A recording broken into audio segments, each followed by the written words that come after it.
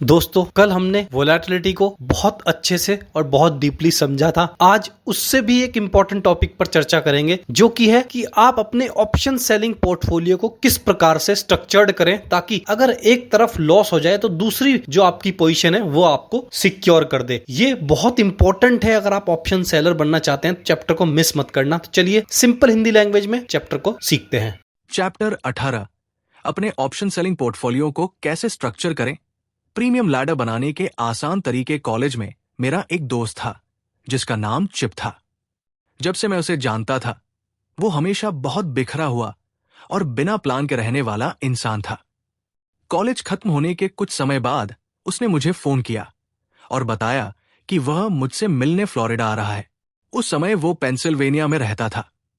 मुझे लगा कि वो बाद में दोबारा फोन करेगा, आने की तारीख तय करेगा, रास्ता पूछेगा या कोई प्लान बनाएगा। लेकिन ऐसा कुछ नहीं हुआ। 5 दिन बाद अचानक चिप मेरे घर के दरवाजे पर खड़ा था। मैंने हैरानी से पूछा, तुम यहां तक कैसे पहुंचे? उसने बिल्कुल सामान्य तरीके से जवाब दिया, मैं गाड़ी चलाकर आया। मैंने पूछा, क्या तुम्हारे पास कोई नक्शा था? उसने कहा, नहीं। फिर मैंने पूछा, तो फिर तुम मेरे घर तक कैसे पहुंचे? उसने जवाब दिया, मैं रास्ते में लोगों से पूछता गया। मैंने हैरानी से कहा, पूरे फ्लोरिडा तक ऐसे ही? उसने कहा, हां। असल में चिप ने लगभग 1000 मील का सफर सिर्फ अंदाजे और लोगों से रास्ता पूछते हुए तय किया था। उसे कई गलत मोड़ मिले, बहुत समय लगा, लेकिन आखिर में वो पहुंच गया। चिप को गाड़ी चलाना आता था और रोड के साइन पढ़ने भी आते थे, लेकिन उसके पास पहले से कोई साफ प्लान नहीं था कि उसे कहां जाना है और कैसे पहुंचना है। यकीन मानिए, बहुत से निवेशक और ट्रेडर भी इसी तरीके से ट्रेडिंग करते हैं। फर्क सिर्फ इतना है कि हर कोई चिप जितना किस्मत वाला नहीं होता। अगर आपके पास कोई प्लान नहीं है तो सही जगह पहुंचना बहुत मुश्किल हो जाता है। इसी कारण ऑप्शन सेलिंग पोर्टफोलियो का सही प्लान बनाना बहुत जरूरी होता है। इस किताब में आपने सीखा है कि ऑप्शंस कब बेचने हैं, कैसे बेचने हैं, क्यों बेचने हैं और कहां बेचने हैं। यानी आपके पास अब सारे जरूरी सामान मौजूद है, जैसे अंडे, मैदा, चीनी और मिक्सर। लेकिन सिर्फ सामान होना काफी नहीं होता। अच्छा केक बनाने के लिए सही चीजों को सही तरीके से मिलाना पड़ता है और सही तापमान पर पकाना पड़ता है। ठीक इसी तरह ऑप्शन सेलिंग में भी सिर्फ स्ट्रैटेजी जानना काफी नहीं है। आपको यह भी समझना होगा कि अपने पूरे पोर्टफोलियो को सही तरीके से कैसे बनाना और मैनेज करना है। सफल ऑप्शन सेलिंग पोर्टफोलियो बनाने के स्टेप 1 से स्टेप 3 तक का मुख्य काम आपके पोर्टफोलियो के लिए एक सही ट्रेडिंग प्लान बनाना है।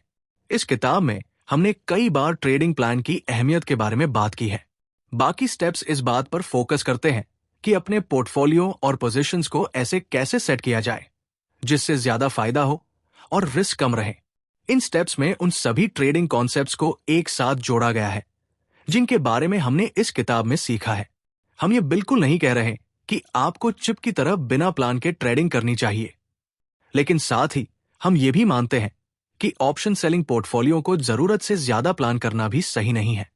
खासकर फंडामेंटल बेस्ड ऑप्शन सेलिंग में थोड़ी फ्लेक्सिबिलिटी बहुत जरूरी होती है। हर चीज को कंप्यूटराइज्ड ट्रेडिंग प्लान में पहले से नहीं लिखा जा सकता। जो लोग सिर्फ नंबर्स और डेटा पर भरोसा करते हैं, शायद उन्हें यह बात पसंद ना आए, क्योंकि हम उन्हें कोई ऐसी फॉर्मूला नहीं देने वाले जिसे वे स्प्रेडशीट में डालकर अगले 3 हफ्तों का पूरा रिजल्ट निकाल ले। हमारे अनुसार पैरालिसिस बाय एनालिसिस, यानी जरूरत से ज्यादा एनालिसिस करके कंफ्यूज हो जाना भी उतना ही खतरनाक है जितना बिना प्लान के ट्रेडिंग करना। इसलिए जरूरी है कि आपके पास एक जनरल ट्रेडिंग प्लान जरूर हो, लेकिन साथ ही आपको इतनी आजादी भी होनी चाहिए कि आप मार्केट की सिचुएशन देखकर समझदारी से फैसले और बदलाव कर सकें। स्टेप 1, अपने ऑब्जेक्टिव्स तय करें। एक अच्छा ऑप्शन सेलिंग पोर्टफोलियो बनाने की शुरुआत बिल्कुल वैसे ही होती है जैसे किसी सेल्फ हेल्प बुक में बताई जाती है। सबसे पहले आपके पास एक गोल होना चाहिए। आपको साफ पता होना चाहिए कि आप क्या हासिल करना चाहते हैं। अगर आप सिर्फ इतना कहते हैं कि मुझे पैसे कमाने हैं, तो ये बहुत सामान्य बात है। इसमें कोई स्पष्ट लक्ष्य नहीं है। लेकिन अगर आप कहते हैं कि मुझे फीस काटने के बाद सालाना 40% रिटर्न चाहिए, या मुझे हर क्वार्टर में एक निश्चित इनकम जनरेट करनी है, या मुझे अपने इन्वेस्टमेंट पोर्टफोलियो को नए एसेट क्लास में डाइवर्सिफाई करना है। तो ये सभी स्पेसिफिक गोल्स हैं। इसलिए पोर्टफोलियो बनाने का पहला स्टेप ये तय करना है कि आप ये पोर्टफोलियो क्यों शुरू कर रहे हैं और इससे क्या हासिल करना चाहते हैं।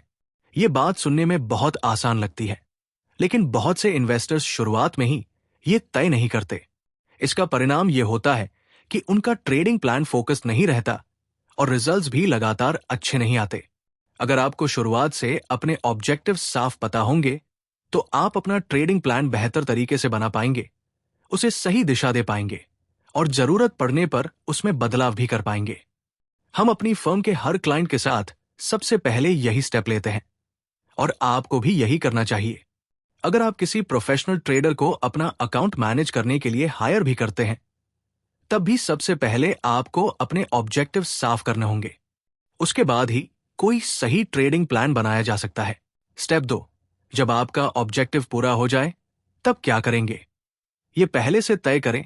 ये बात भी सुनने में बहुत आसान लगती है, लेकिन ज्यादातर इन्वेस्टर्स चिप की तरह बिना पहले से सोचे चलते रहते हैं और रास्ते में ही फैसले लेते हैं। जब आपको साफ पता होता है कि आपको कहां पहुंचना है, तब आप ज्यादा फोकस के साथ सही फैसले ले पाते हैं। आखिर ये आपका पैसा है, इसलिए बिना फोकस के काम करना नुकसानदायक हो सकता है। इसलिए आपको पहले से यह सोचना चाहिए कि जब आपका गोल पूरा हो जाएगा तब आप क्या करेंगे। क्या आप अपने ट्रेडिंग अकाउंट से कुछ पैसा निकालेंगे, अकाउंट में और ज्यादा पैसा जोड़ेंगे, ट्रेडिंग बंद कर देंगे, या फिर उसी स्ट्रैटेजी को जारी रखकर प्रॉफिट को और बढ़ाने की कोशिश करेंगे। अगर आप आगे भी ट्रेडिंग जारी रखना चाहते हैं तो फिर आपको एक नया ऑब्जेक्टिव भी तय करना होगा। जब कोई ट्रेडर अपना गोल हासिल कर लेता है तो वो समय बहुत खुशी देने वाला होता है। साथ ही ये अपने पूरे ट्रेडिंग प्लान को दोबारा समझने और रिव्यू करने का भी अच्छा मौका होता है। लेकिन सबसे जरूरी बात यह है कि आपका पोर्टफोलियो गोल पूरा होने के बाद आप क्या करेंगे। इसकी एक सामान्य योजना पहले से आपके दिमाग में होनी चाहिए। स्टेप 3, अपने ऑब्जेक्टिव को पाने के लिए कितना रिस्क लेने को तैयार है। यह तय करें। यह सच है कि दुनिया में कुछ भी मुफ्त नहीं मिलता। अगर आप 30%, 40%, 50% या उससे ज्यादा रिटर्न कमाना चाहते हैं तो उसके लिए आपको कुछ रिस्क लेना ही पड़ेगा। आप ये उम्मीद नहीं कर सकते कि बिल्कुल सुरक्षित इन्वेस्टमेंट करके आपको बहुत बड़ा रिटर्न मिल जाएगा। ज्यादा रिटर्न के लिए कुछ न कुछ रिस्क लेना जरूरी होता है। कई सालों में न जाने कितने इन्वेस्टर्स ने मुझसे ये सवाल पूछा है, मैक्सिमम ड्रॉडाउन कितना हो सकता है। सीधी और सच्ची बात करें तो सबसे खराब स्थिति में आपका पूरा पैसा भी खत्म हो सकता है और उससे ज्यादा नुकसान भी संभव है। अगर आप वर्स्ट केस सिनारियो पूछ रहे हैं तो तकनीकी रूप से यही जवाब है। जैसे अगर आप किसी कंपनी का स्टॉक खरीदते हैं और वो कंपनी पूरी तरह बंद हो जाती है तो आपका पूरा इन्वेस्टमेंट खत्म हो सकता है। यही वर्स्ट केस सिनारियो होता है। लेकिन अगर प्रैक्टिकल और रियलिस्टिक तरीके से देखें तो इतनी खराब स्थिति तक पहुंचने के लिए ट्रेडर को बहुत बड़ी गलतियां करनी पड़ती हैं। जैसे पोर्टफोलियो में डाइवर्सिफिकेशन न होना, बहुत ज्यादा बड़े पोजीशंस लेना, मार्केट लगातार आपके खिलाफ जा रहा हो और फिर भी आप कोई एक्शन न ले। अगर कोई ट्रेडर ऐसी गलतियां करता रहे तभी बड़ा नुकसान होने की संभावना बढ़ती है। जब लोग कहते हैं कि ऑप्शन सेलिंग में अनलिमिटेड रिस्क है तो उसका मतलब ये नहीं कि नुकसान होना तय है। इसका मतलब सिर्फ इतना है कि आपको अपना रिस्क खुद मैनेज करना पड़ेगा। मार्केट आपके लिए रिस्क कंट्रोल नहीं करेगा। अगर आप ऑप्शन बाय करते हैं तो मार्केट स्ट्रक्चर ऐसा होता है कि आपका मैक्सिमम रिस्क पहले से तय होता है, यानी आप जितना प्रीमियम देते हैं उतना ही नुकसान हो सकता है। लेकिन इसका दूसरा पक्ष यह है कि ज्यादातर बार खरीदा गया ऑप्शन एक्सपायर होकर बेकार हो जाता है और बायर को नुकसान होता है। वही ऑप्शन सेलिंग में आपके जीतने की संभावना ज्यादा होती है, यानी ऑड्स आपके फेवर में रहते हैं, लेकिन इसके बदले आपको अपना रिस्क खुद संभालना पड़ता है। अच्छी बात यह है कि चैप्टर 9 में हमने रिस्क मैनेज करने के कई प्रभावी तरीके पहले ही सीख लिए हैं। पोर्टफोलियो को स्ट्रक्चर करने के स्टेप 3 का मतलब है कि आपको पहले से तय करना होगा कि आप अपने ट्रेडिंग प्लान में रिस्क मैनेज करने के कौन कौन से तरीके इस्तेमाल करेंगे और अपने गोल्स हासिल करने के लिए अपने कैपिटल का कितना हिस्सा रिस्क में लगाने को तैयार है। जब हम इन्वेस्टर्स को उनका ट्रेडिंग प्लान बनाने में मदद करते हैं, तब हम उन्हें एक बहुत महत्वपूर्ण बात बताते हैं। ऑप्शन सेलिंग में आपकी सफलता सिर्फ उन 80% ऑप्शंस पर निर्भर नहीं करती जो एक्सपायर होकर बेकार हो जाते हैं। असली फर्क इस बात से पड़ता है कि आप उन 10% से 20% ट्रेड्स को कैसे संभालते हैं जो आपके खिलाफ चले जाते हैं। चैप्टर 9 में हमने इंडिविजुअल ट्रेड्स का रिस्क मैनेज करना सीखा था, लेकिन सिर्फ एक ट्रेड का रिस्क संभालना काफी नहीं है। आपको पूरे पोर्टफोलियो के रिस्क के बारे में भी सोचना होता है। इसलिए नीचे कुछ ऐसे सवाल दिए गए हैं जिनका जवाब आपको खुद से जरूर पूछना चाहिए। 1. क्या मैं स्प्रेड ट्रेडिंग करना चाहता हूं या naked option selling? Naked option selling में प्रॉफिट जल्दी आ सकता है और कई बार जल्दी एग्जिट लेने का मौका भी मिल जाता है। दूसरी तरफ स्प्रेड्स में रिस्क सीमित होता है, लेकिन प्रॉफिट आने में ज्यादा समय लग सकता है। हम आमतौर पर दोनों का कॉम्बिनेशन इस्तेमाल करने की सलाह देते हैं, लेकिन सबसे जरूरी बात यह है कि आपकी स्ट्रैटेजी सिर्फ मार्केट के हिसाब से नहीं, बल्कि आपकी अपनी पर्सनैलिटी और कंफर्ट लेवल के हिसाब से भी होनी चाहिए। 2. मैं अपने पोर्टफोलियो का कितना पैसा रिजर्व में रखना चाहता हूं? चाहे आपके पास कितने भी ट्रेड्स खुले हो, आपको हमेशा अपने ट्रेडिंग अकाउंट का एक हिस्सा कैश रिजर्व में रखना चाहिए। जैसा आपने पहले सीखा, शॉर्ट ऑप्शंस के मार्जिन रिक्वायरमेंट्स रोज बदल सकते हैं। मार्केट की मूवमेंट और वॉलेटिलिटी के अनुसार मार्जिन कभी भी बढ़ सकता है। अगर आपके अकाउंट में अच्छा कैश रिजर्व होगा, तो आपका पोर्टफोलियो ज्यादा स्टेबल रहेगा और अचानक मार्केट मूव होने पर दबाव कम रहेगा। आप अपनी सुविधा और रिस्क लेने की क्षमता के हिसाब से तय कर सकते हैं कि कितना कैश रिजर्व रखना है। इस चैप्टर में आगे इस विषय को और विस्तार से समझाया गया है। 3. लॉस आने पर आप क्या करेंगे? ये पहले से सोचें। ट्रेडिंग में समय समय पर छोटे या मध्यम लॉस होना बिल्कुल सामान्य बात है। ये हर ट्रेडिंग प्रोग्राम का हिस्सा है। अगर ऑप्शन सेलिंग प्रोग्राम सही तरीके से डाइवर्सिफाइड हो, तो एक ट्रेड का लॉस दूसरे ट्रेड्स के प्रॉफिट से काफी हद तक कवर हो सकता है। लेकिन अगर किसी समय आपको बड़ा नुकसान हो जाए, तो आपके पास पहले से एक तय सीमा होनी चाहिए कि किस पॉइंट पर आप ट्रेडिंग रोककर अपने पूरे प्लान को दोबारा रिव्यू करेंगे। जब ट्रेडर डर, गुस्से या फ्रस्ट्रेशन में होता है, तब ट्रेडिंग करना बहुत खराब फैसला साबित हो सकता है। इसलिए आपको पहले से एक ड्रॉप डेड पॉइंट तय करना चाहिए, यानी ऐसा मैक्सिमम लॉस जिसके बाद आप और नुकसान सहने में कंफर्टेबल ना हो। अगर आपका अकाउंट उस पॉइंट तक पहुंच जाए, तो अपनी पोजीशंस बंद करें और 1-2 हफ्ते का ब्रेक लें। जब दिमाग शांत होता है, तब वापस आकर गलतियों को समझना और ट्रेडिंग प्लान में सुधार करना कहीं ज्यादा आसान होता है। अब सवाल आता है, ट्रेडिंग में कितना ड्रॉडाउन आ सकता है? इसका कोई एक तय जवाब नहीं है। मैंने ऐसे ट्रेडर्स देखे हैं जो 10% से 20% ड्रॉडाउन देखकर घबरा जाते हैं। वहीं कुछ ट्रेडर्स ऐसे भी होते हैं जिन्हें शुरुआत में लगातार प्रॉफिट मिलता रहता है और लंबे समय तक कोई ड्रॉडाउन नहीं आता। लेकिन सामान्य रूप से अगर आप फ्यूचर्स ऑप्शंस बेच रहे हैं और 20% से 50% रिटर्न टारगेट कर रहे हैं, तो आपको यह समझना होगा कि 10% से 20% या उससे ज्यादा ड्रॉडाउन भी कभी कभी हो सकता है। अगर आप इस गेम में लंबे समय तक टिके रहना चाहते हैं, तो आपको ऐसे उतार चढ़ाव मानसिक रूप से स्वीकार करने होंगे। ये फ्यूचर्स ऑप्शन ट्रेडिंग का सामान्य हिस्सा है। हालांकि ड्रॉडाउन अच्छा महसूस नहीं होता, लेकिन सही स्ट्रैटेजी के साथ ऐसे लॉस को काफी जल्दी रिकवर भी किया जा सकता है। लेकिन एक बात हमेशा याद रखें, यह कोई गारंटीड इनकम स्कीम नहीं है। आप 20% से ज्यादा भी खो सकते हैं। आप उतना नुकसान कर सकते हैं जितना आप रिस्क लेने देते हैं या जितना मार्केट आपसे ले लेता है।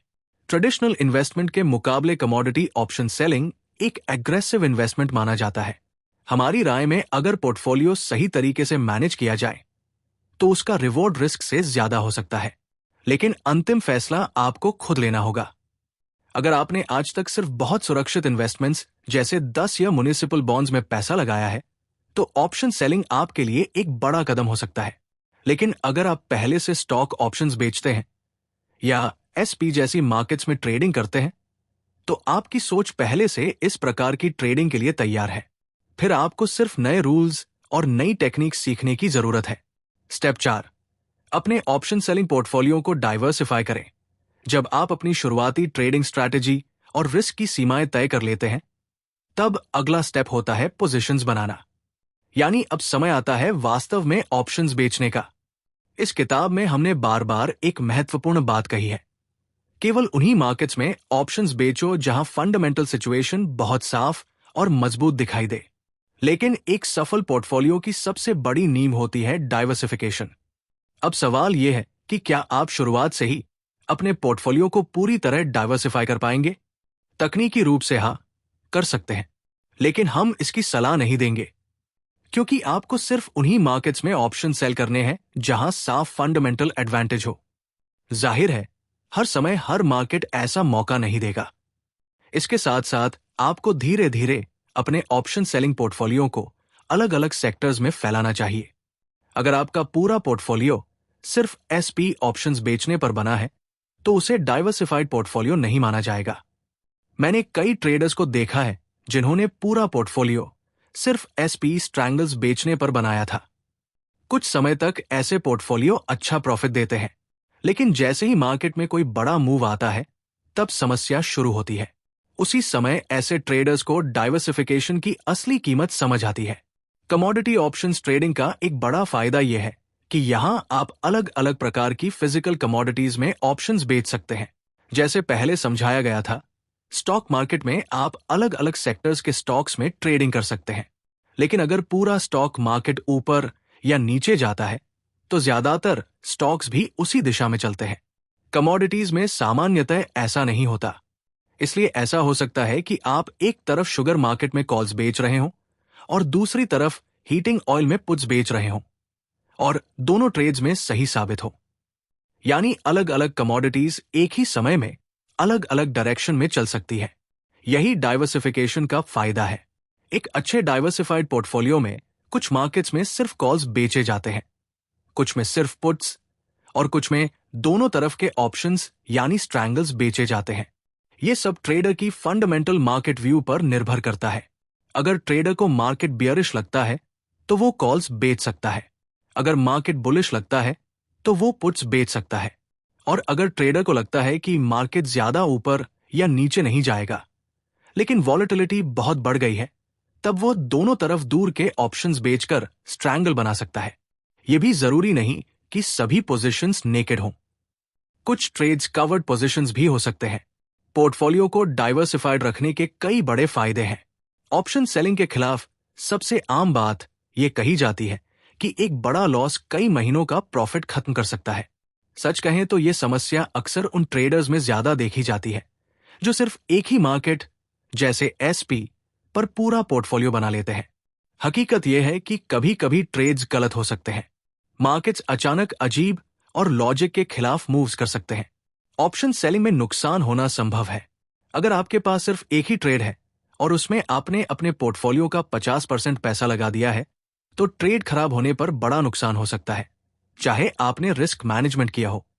लेकिन अगर आपका पोर्टफोलियो 5 या 6 अलग अलग मार्केट्स में डाइवर्सिफाइड है और उनमें से एक ट्रेड खराब हो जाए, तो वो नुकसान आपके पूरे पोर्टफोलियो का सिर्फ छोटा हिस्सा होगा। तब आप लॉस स्वीकार करके आगे बढ़ सकते हैं और दूसरे ट्रेड्स से उस नुकसान की भरपाई कर सकते हैं। पोर्टफोलियो मैनेजर के रूप में हमारे लिए सबसे मुश्किल काम अक्सर ट्रेडिंग करना नहीं होता। सबसे बड़ी चुनौती यह होती है कि ऑप्शन ट्रेडर्स, खासकर नए ऑप्शन सेलर्स, ट्रेडिंग को सिर्फ रोज की खरीद बिक्री की तरह न देखें, बल्कि इसे एक इन्वेस्टमेंट की तरह समझें। आपको अपने पोर्टफोलियो को एक पूरे इन्वेस्टमेंट पोर्टफोलियो की तरह मैनेज करना चाहिए, सिर्फ ट्रेडिंग अकाउंट की तरह नहीं। इसे ऐसे समझिए जैसे आप एक बगीचा लगा रहे हैं। पहले आप सही जगह पर सही बीज लगाते हैं, फिर उसे समय देकर बढ़ने देते हैं, समय समय पर फल तोड़ते हैं, सूखे हुए पौधों को हटाकर नए पौधे लगाते हैं। लेकिन आप ऐसा नहीं करते कि बीज कहीं भी फेंक दिए और फिर देखना शुरू कर दिया कि क्या उगता है। इसी तरह आप पूरा बगीचा सिर्फ एक ही फसल से भी नहीं भरते, क्योंकि अगर कोई बीमारी आ जाए तो पूरा बगीचा खराब हो सकता है। ऑप्शन सेलिंग पोर्टफोलियो भी बिल्कुल ऐसा ही होता है। सिर्फ इसलिए कि कोई ट्रेड बहुत अच्छा दिख रहा है, इसका मतलब ये नहीं कि आपको उसमें बहुत ज्यादा पैसा लगा देना चाहिए। हर ट्रेड को इस नजर से देखना चाहिए कि वो आपके पूरे पोर्टफोलियो में कैसे फिट बैठता है और बाकी पोजीशंस के साथ बैलेंस बना रहा है या नहीं। मान लीजिए आप पहले से ही क्रूड ऑयल और हीटिंग ऑयल में पुट ऑप्शंस बेच चुके हैं। अब अगर आपको अनलेडेड गैसोलीन में भी पुट बेचने का अच्छा मौका दिखाई देता है तो आपको सावधान रहना चाहिए। भले ही वो ट्रेड बहुत अच्छा लगे, लेकिन हो सकता है कि आप पूरे एनर्जी सेक्टर में जरूरत से ज्यादा एक्सपोजर ले रहे हों। इससे आपका पोर्टफोलियो एक ही सेक्टर पर ज्यादा निर्भर हो सकता है। इसका मतलब ये नहीं कि आपको हर सेक्टर में बिल्कुल बराबर पैसा लगाना ही पड़ेगा। कई बार आप या आपका पोर्टफोलियो मैनेजर कुछ मार्केट्स को ज्यादा पसंद कर सकते हैं या कुछ ट्रेड्स में रिस्क कम महसूस हो सकता है। ऐसे समय में कुछ मार्केट्स में थोड़ा ज्यादा एक्सपोजर लेना गलत नहीं है, लेकिन यह फैसला सोच समझकर और पूरे पोर्टफोलियो का बैलेंस देखकर लेना चाहिए। स्टेप 5, अपने कैश मार्जिन को सही तरीके से मैनेज करें। एक सफल ऑप्शन सेलर बनने के लिए मार्जिन मैनेजमेंट बहुत महत्वपूर्ण होता है। जैसा कि हमने इस किताब में कई बार कहा है, ऑप्शन सेलिंग में ट्रेडर्स सबसे ज्यादा पैसा गलत मार्केट प्रेडिक्शन की वजह से नहीं, बल्कि ओवर पोजिशनिंग की वजह से खोते हैं। फ्यूचर्स ऑप्शंस अकाउंट में आपका अवेलेबल मार्जिन यानी वो कैश बैलेंस होता है जो आपके अकाउंट में बचा हुआ है और किसी ओपन पोजीशन को होल्ड करने में इस्तेमाल नहीं हो रहा। लेकिन नए ऑप्शन सेलर्स अक्सर एक जरूरी बात भूल जाते हैं। मार्जिन रिक्वायरमेंट हर दिन बदल सकती है और ज्यादातर समय बदलती भी है। हर दिन के अंत में स्पैन मार्जिन दोबारा कैलकुलेट होता है और पोजीशंस को मार्केट प्राइस के हिसाब से अपडेट किया जाता है। अधिकतर समय ये बदलाव छोटे होते हैं। अगर आपका ऑप्शन धीरे धीरे वैल्यू खो रहा है तो उसे होल्ड करने के लिए जरूरी मार्जिन भी कम होगा और आपके अकाउंट में अवेलेबल मार्जिन या एक्सेस इक्विटी बढ़ जाएगी। लेकिन अगर पोजीशन आपके खिलाफ जाने लगे या सिर्फ मार्केट वॉलेटिलिटी बढ़ जाए तो उस पोजीशन को होल्ड करने के लिए ज्यादा मार्जिन की जरूरत पड़ सकती है। इसलिए आपके अकाउंट में एक्स्ट्रा कैश रिजर्व होना बहुत जरूरी है ताकि ऐसे मार्जिन चेंजेस को आसानी से संभाला जा सके। हर पोजीशन तुरंत जीरो नहीं हो जाती और हर ऑप्शन तुरंत बेकार होकर एक्सपायर नहीं होता। असल में कई बार आपके शॉर्ट ऑप्शन पोजीशंस शुरुआत में लॉस में भी जा सकते हैं। यह बिल्कुल सामान्य बात है। याद रखिए, हम ऑप्शन इसलिए बेचते हैं ताकि हमें मार्केट की बिल्कुल सही टाइमिंग न करनी पड़े। हम मार्केट को ऊपर नीचे मूव करने की पर्याप्त जगह देते हैं। हम मार्केट टॉप या बॉटम पकड़ने की कोशिश नहीं करते। लॉन्ग टर्म फंडामेंटल्स कई बार लंबे समय की डायरेक्शन सही बता सकते हैं, लेकिन अगर आपने आज ऑप्शन बेचा है तो अगले दिन मार्केट आपके खिलाफ ही जा सकता है। इसका मतलब यह जरूरी नहीं कि ऑप्शन वैल्यू भी आपके खिलाफ जाएगी, लेकिन ऐसा हो सकता है। उदाहरण के लिए, आपने आज कॉल ऑप्शन बेचा और अगले दिन मार्केट ऊपर चला गया। ऐसी स्थिति में आपके बेचे गए ऑप्शन की वैल्यू और उस पोजीशन की मार्जिन रिक्वायरमेंट बढ़ सकती है। अगर आप बहुत दूर के out of the money options बेच रहे हैं तो सामान्यतः ऐसे बदलाव छोटे और संभालने लायक होते हैं, खासकर जब ऑप्शन की टाइम वैल्यू तेजी से घट रही हो। फिर भी आपके अकाउंट में अतिरिक्त मार्जिन होना जरूरी है ताकि ऐसे उतार चढ़ाव से परेशानी न हो। एक मॉडरेट या कंजर्वेटिव पोर्टफोलियो में आमतौर पर कुल पोर्टफोलियो का कम से कम 30% से 40% हिस्सा कैश में रखना सही माना जाता है। अगर आप सिर्फ नेकेड ऑप्शंस बेचते हैं तो शायद आपको इससे भी थोड़ा ज्यादा कैश रिजर्व रखना चाहिए। अगर आपका पोर्टफोलियो सही तरीके से डाइवर्सिफाइड है तो इतना कैश कुशन ज्यादातर मार्केट फ्लक्चुएशंस को संभालने के लिए पर्याप्त होता है। मार्जिन कॉल से डरना नहीं चाहिए। नए ऑप्शन ट्रेडर्स अक्सर मार्जिन कॉल से बहुत डरते हैं, लेकिन जैसा हमने पहले भी समझा, मार्जिन कॉल डरने वाली चीज नहीं है। इसका मतलब सिर्फ इतना है कि या तो आपको अपनी पोजीशन बंद करनी होगी या फिर उस पोजीशन को होल्ड रखने के लिए अकाउंट में और पैसा डालना होगा। असल में अगर आपको मार्जिन कॉल आ रही है तो संभव है कि आपको कुछ पोजीशंस कम कर देनी चाहिए, लेकिन अगर आप सही कैश मैनेजमेंट रूल्स फॉलो करते हैं तो ऑप्शन सेलिंग अकाउंट में मार्जिन कॉल आने की संभावना बहुत कम हो जाती है। स्टेप 6, जरूरत से ज्यादा ट्रेडिंग मत करें। ओवर पोजिशनिंग अक्सर ओवर ट्रेडिंग की वजह से होती है और ओवर ट्रेडिंग आमतौर पर उन ट्रेडर्स की आदत होती है जो हर दिन मार्केट में कुछ न कुछ ट्रेड करना चाहते हैं। याद रखिए, ये कोई एक्टिविटी नहीं है कि हर समय कुछ करते रहना जरूरी हो। ये एक इन्वेस्टमेंट प्रोसेस है। ये काम धीरे धीरे और लगातार डिसिप्लिन के साथ किया जाता है। हमारे कई मैनेज्ड पोर्टफोलियोज महीने में सिर्फ 2 से 4 बार ही ट्रेड करते हैं। ट्रेड तभी करना चाहिए जब लगभग हर चीज आपके फेवर में दिखाई दे, जैसे फंडामेंटल्स मजबूत हो, सही स्ट्राइक प्राइस मिले, अच्छा प्रीमियम मिले, मार्केट कंडीशन सही हो, पोर्टफोलियो को डाइवर्सिफाई करना जरूरी है। लेकिन इसका मतलब ये नहीं कि आपको तुरंत अपना पैसा 7 अलग अलग सेक्टर्स में बांटना ही पड़े। धैर्य रखें, अच्छे अपॉर्चुनिटीज का इंतजार करें और सही समय पर सही ट्रेड चुनें। निष्कर्ष, किसी भी दूसरे इन्वेस्टमेंट की तरह एक सफल ऑप्शन सेलिंग पोर्टफोलियो की शुरुआत भी एक अच्छे ट्रेडिंग प्लान से होती है। एक इन्वेस्टर को अपने ऑप्शन सेलिंग पोर्टफोलियो को सिर्फ रोज की ट्रेडिंग या एक्टिविटी की तरह नहीं देखना चाहिए, बल्कि एक लंबे समय के इन्वेस्टमेंट की तरह समझना चाहिए। सबसे पहले आपको अपना मुख्य ऑब्जेक्टिव तय करना चाहिए, यानी आप अपने पोर्टफोलियो से क्या हासिल करना चाहते हैं और उस गोल तक पहुंचने के लिए कितना रिस्क लेने को तैयार है। आपका पोर्टफोलियो हमेशा डाइवर्सिफाइड होना चाहिए। अच्छी बात यह है कि कमोडिटीज मार्केट में सही मायने में डाइवर्सिफिकेशन करना संभव है, क्योंकि अलग अलग कमोडिटीज हमेशा एक जैसी डायरेक्शन में मूव नहीं करती। अपने कैपिटल का एक अच्छा हिस्सा हमेशा कैश रिजर्व के रूप में रखना चाहिए। यह बैकअप इक्विटी की तरह काम करता है और मार्केट के अचानक उतार चढ़ाव में अकाउंट को स्टेबल बनाए रखता है। जरूरत से ज्यादा ट्रेडिंग नहीं करनी चाहिए। लगातार हर मौके पर ट्रेड लेना अक्सर नुकसान का कारण बनता है।